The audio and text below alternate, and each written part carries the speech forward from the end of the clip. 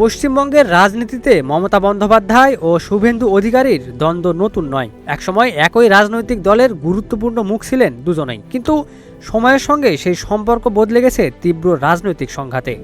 আর এবার সেই সংঘাত পৌঁছে গেছে আদালত পর্যন্ত।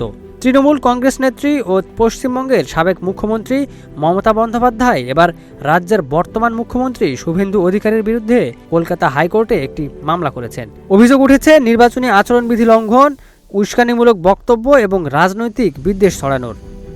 ভারতীয় সংবাদ মাধ্যমগুলোর দাবি, সাম্প্রতিক নির্বাচনী প্রচারে শুভেন্দু অধিকারীর কিছু বক্তব্য ঘিরেই শুরু হয়েছে এই আইনি লড়াই। মমতা বন্দ্যোপাধ্যায়ের অভিযোগ, শুভেন্দু এমন ভাষা ব্যবহার করেছেন যা শুধু রাজনৈতিক সৌজন্যের সীমা লঙ্ঘন করেনি, বরং সাম্প্রতিক উত্তেজনাও বাড়াতে পারে। তৃণমূল কংগ্রেস বলছে, একজন মুখ্যমন্ত্রী হিসেবে শুভেন্দুর বক্তব্য আরও দায়িত্বশীল হওয়া উচিত ছিল, কিন্তু রাজনৈতিক প্রতিপক্ষকে আক্রমণ করতে গিয়ে তিনি এমন মন্তব্য করেছেন যা নির্বাচনী আচরণবিধির সঙ্গে পুরোপুরি সাংঘর্ষিক।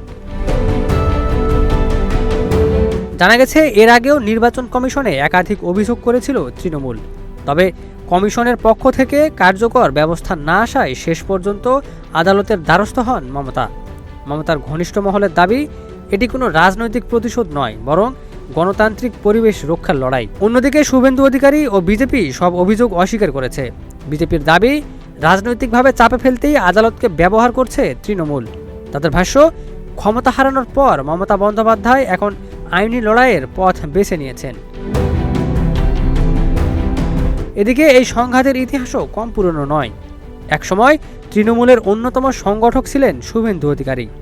নন্দীগ্রাম আন্দোলন থেকে শুরু করে পশ্চিমবঙ্গের রাজনীতিতে দলকে শক্তিশালী করার পেছনে ছিল তার বড় ভূমিকা। কিন্তু পরে বিজেপিতে যোগ দিয়ে তিনি হয়ে ওঠেন মমতার সবচেয়ে বড় রাজনৈতিক প্রতিদ্বন্দ্বী।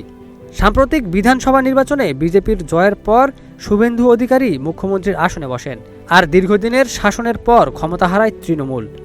এরপর থেকেই আরও তীব্র হয়েছে দুই পক্ষের সংঘাত। রাজনৈতিক বিশ্লেষকদের মতে, পশ্চিমবঙ্গের রাজনীতি এখন অনেকটাই মমতা বনাম শুভেন্দু কেন্দ্রিক।